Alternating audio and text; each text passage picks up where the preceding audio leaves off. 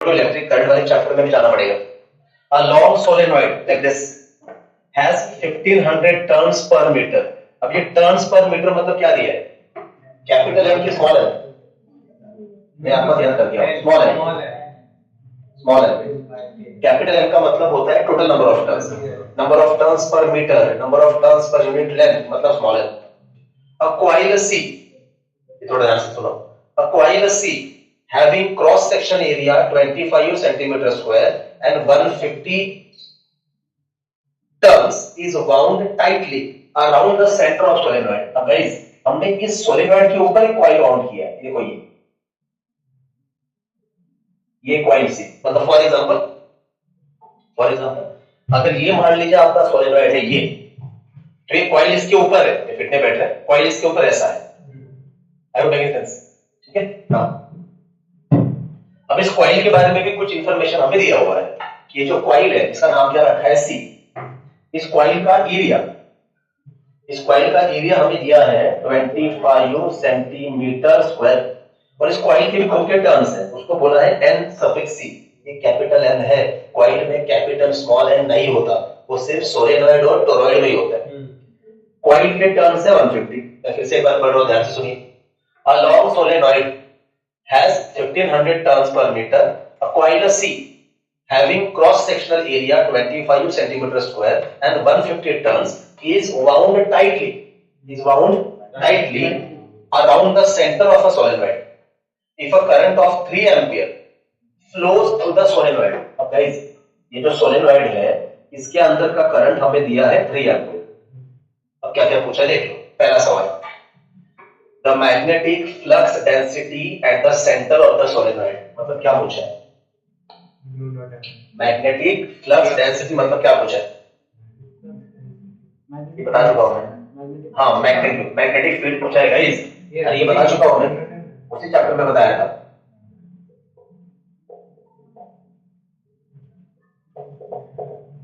Magnetic field induction, उसी का और एक नाम है मैग्नेटिक फ्लक्स डेंसिटी। आसान भाषा में आपको कैपिटल बी पूछा है।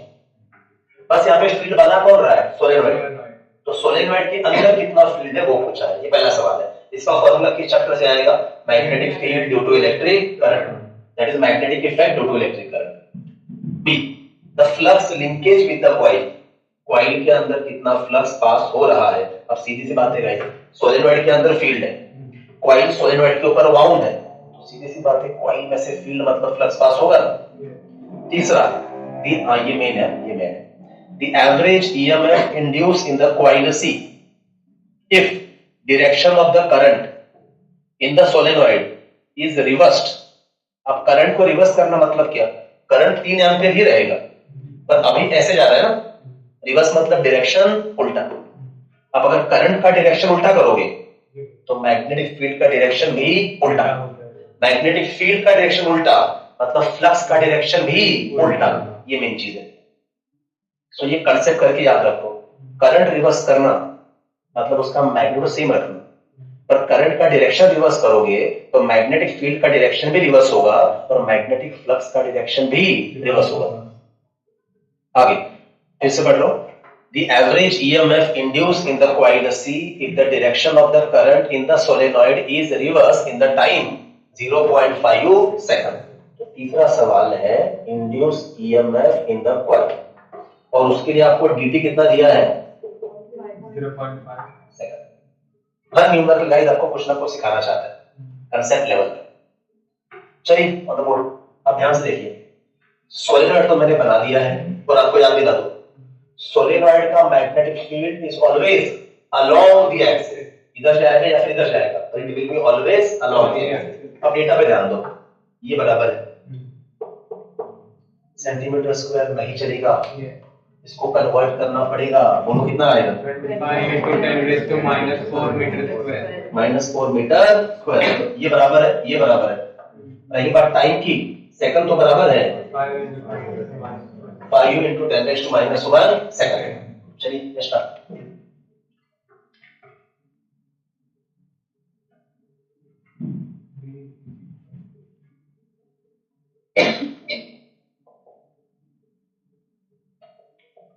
हाँ जैसे कहा कि मैग्नेटिक फ्लक्स डेंसिटी मतलब क्या निकालना है, कैपिटल बी। कौन बना रहा है, सोलेनॉइड। चलो सर याद करो क्या फॉर्मूला चैप्टर में, mu naught into small N R. बराबर है।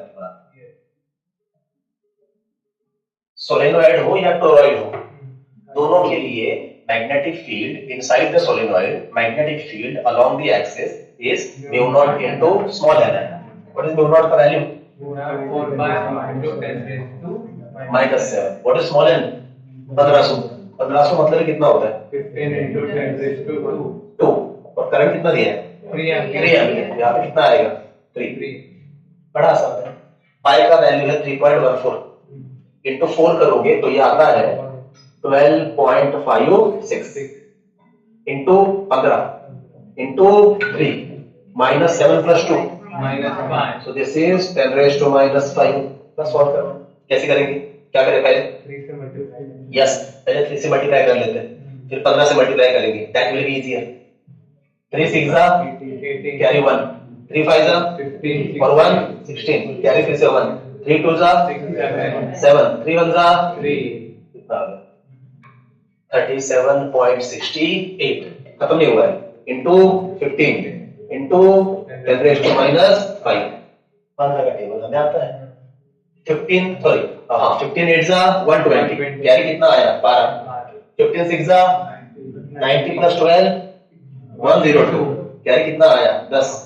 15 7 105 ना, 105 + 10 115 115 ना। 15 3 45 प्लस 11 56।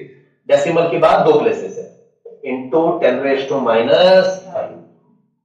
राइट, ये रहा। या आपको और अच्छे से लिखने का एक काम करो, डेसिमल को 2 प्लेस लेफ्ट में लेके आओ, ये आएगा 5.65। ये 2 हट गया, 0 हट गया। डेसिमल को लेफ्ट में लाना,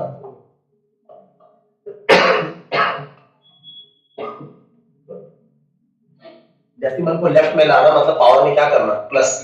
2 प्लेस लेफ्ट में मतलब +2 कितना आएगा, 10 raised to -3 into 10 raised to -3। And what unit, Tesla. ये रहा गाइस आपका पहला जवाब। Magnetic field is 5.65 into 10 raised to -3 Tesla. Book का आंसर है 5.66, ठीक है, इंटू 10 raised to -3। दूसरा, अब ये दूसरा भी जरूरी है गाइस। क्या पूछा है, कॉइल के अंदर का फ्लक्स। पहले तो चेक करना पड़ेगा कि क्या कॉइल के अंदर फ्लक्स पास हो रहा है कि नहीं हो रहा है। उसके लिए क्या करना पड़ेगा, angle between vector A and vector B. ध्यान से देखो, वेक्टर बी तो मैंने ड्रॉ करके रखा है, मैं कलर चेंज करता हूं। गाइस ये आपका कॉइल है, ये आपका कॉइल ऐसे है, इन शॉर्ट यही आपका कॉइल है, और सोलेनॉइड ऐसा है। अब अगर ये कॉइल है तो सीधी सी बात है, इसका सरफेस नॉर्मल भी इधर ही जाएगा ना, परपेंडिकुलर। हाँ या ना, तो अगर इसका सरफेस नॉर्मल लेना है इधर जाएगा। सिचुएशन फिर से वही आ गया, क्या, vector A parallel vector B. लेकिन फ्लक्स का फॉर्मूला क्या लिखो, क्या फॉर्मूला है, बी ए कॉस, और यहाँ पे नंबर ऑफ टर्म्स दिए हैं, किसके लेने पड़ेंगे, कॉइल के। फ्लक्स किसमें से पास हो रहा है, कॉइल का, तो नंबर ऑफ टर्म्स भी किसके, फील्ड किसका, सोलेनॉइड। एरिया किसका, कॉइल का। अब कॉइल का एरिया, कॉइल का एरिया दिया हुआ, आसान है, ठीक है।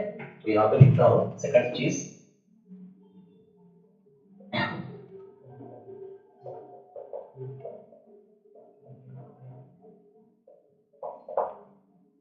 बोलो क्या फॉर्मूला लिखो, एन नहीं लिख रहा हूं, एन सफिक्स सी अलग लिखा ना, सी लिखा ना, एन सी इंटू बी ए कॉस थीटा। माना कि हमको दिख रहा है कि थीटा 0 है, बट लिखना तो पड़ेगा ना। क्या लिखो आगे, as B parallel to A bar, vector B parallel vector A, तो थीटा इज इक्वल टू कितना, 0 degree, cos 0 degree is equal to कितना, 1। तो कॉइल के अंदर का फ्लक्स कितना आएगा, एनसीबी एनसी इनटू बी ए। देख लो, क्या कॉइल के नंबर ऑफ टर्न्स पता है, हाँ।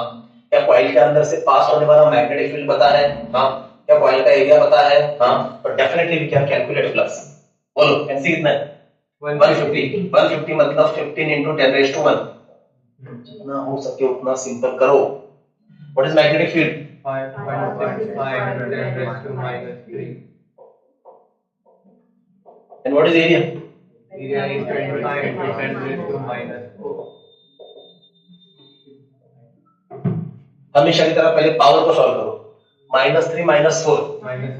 -7 + 1 Minus 6. so this is 10 raised to -6। अब 3 नंबर बचे, क्या क्या बचे? 15, 5.65 और 25। चॉइस है, 15 से करो या 25 से करो। पहले 15 से ही करते हैं। चलो 15 5 जा 25. कैरी 7, 15 6 जा 19. और 7 97. कैरी 9, 15 5 जा 75. और 9 84। 84. 84.75 into what?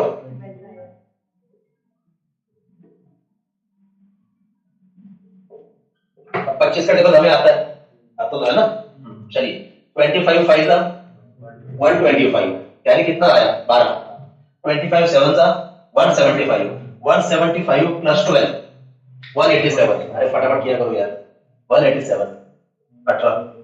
25 4 जा और 18 118 यानी कितना आया? 11। 25 8 जा 200 और 11 211। डेसिमल के बाद 2 प्लेस है। 2118.75 into 10 raised to -6। ये है आपका फ्लक्स। अभी तक आंसर पूरा नहीं हुआ है, ये सिर्फ क्या है? फ्लक्स। अब अगर इसको और अच्छे से लिखना है तो एक तरीका है आपके पास। डेसिमल को 1 2 3 प्लेस शिफ्ट करोगे तो ये कितना आएगा? 2.11 into 10. हाँ 2.118 पर ये 7 है, 8 का क्या होगा? 9। So 2.119 into, अब डेसिमल को 3 प्लेस लेफ्ट में लाए हो तो -6 + 3 कितना आता है? 10 raised to -3 unit.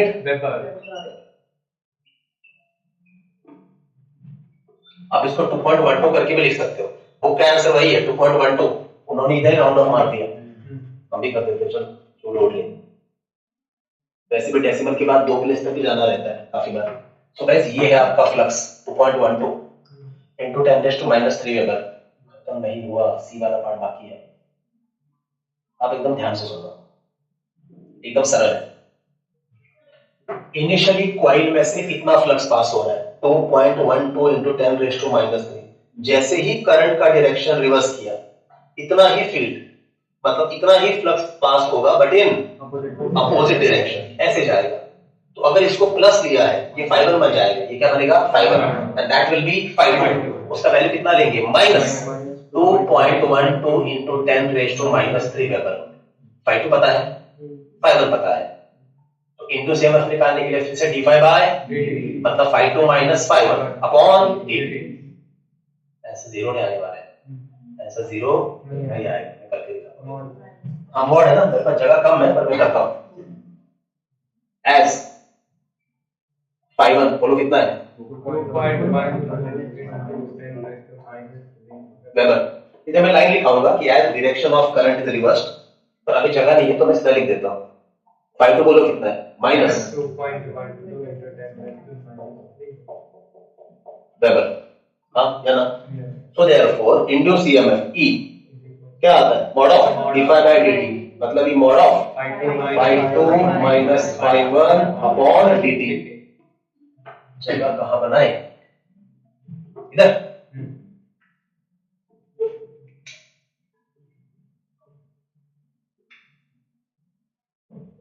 Follow this arrow. ठीक है, इस रास्ते से हम अब कलर भी चेंज कर देते हैं। E इज इक्वल टू, बोलो 5 कितना है? माइनस, जल्दी बोलो। 2.12 into 10 raised to into 10 raised to -3 bracket डालता हूं ताकि गलती ना हो हमसे। 5 to माइनस, इधर क्या आएगा? माइनस। 5 कितना है? 2.12 into 10 raised to -2 2 sorry point बराबर है। मॉड अपॉन dt कितना है? 5 into 10 raised to -5 5 into 10 raised to -1। भाई ध्यान से देखिए, ये माइनस माइनस है, माइनस माइनस माइनस ही रहेगा, पर मॉड में तो क्या बन जाएगा? प्लस। हाँ या ना?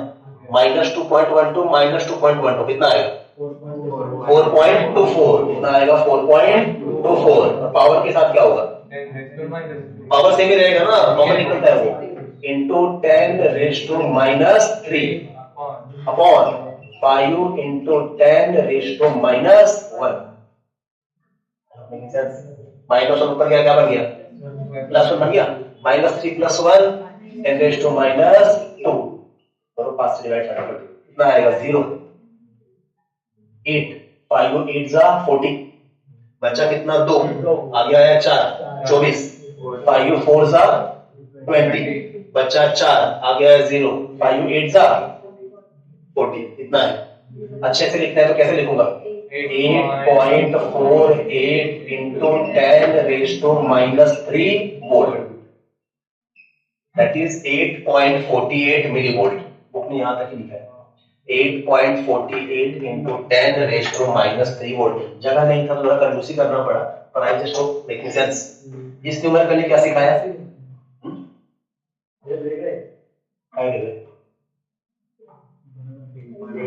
अरे देखने दो, शुभम देख रहे कुछ नया ढूंढ लेगा शायद। मैं 3 नंबर करता हूँ 287 मिला क्या कुछ? हाँ मिला सर। क्या है आंसर? इसमें आंसर तो एक आपने मैं पढ़ के आया हूँ। नहीं बस सॉरी, नहीं ऐसा कुछ नहीं, गलती हो सकता है, गलती तो होता ही रहता है, ऐसा कुछ नहीं, बस इधर गलती नहीं हुआ, बराबर है। तो थिंग इज गाइस कि इस न्यूमेरिकल ने क्या सिखाया, करंट का डायरेक्शन रिवर्स किया मतलब फ्लक्स का डायरेक्शन भी रिवर्स हुआ, तो जीरो नहीं होता, उल्टा डबल हो जाता है। क्या हो जाता है? डबल। इनिशियल फ्लक्स 2.12 था, फाइनल 4.24 है, वो डबल हो गया उल्टा। माइनस आया ना, पर ईएमएफ माइनस में नहीं आता तो प्लस नहीं गया। ये 3 या 4 मार्क का न्यूमेरिकल है, एनी डाउट? ठीक है, देखते हैं, पॉज करो प्लीज।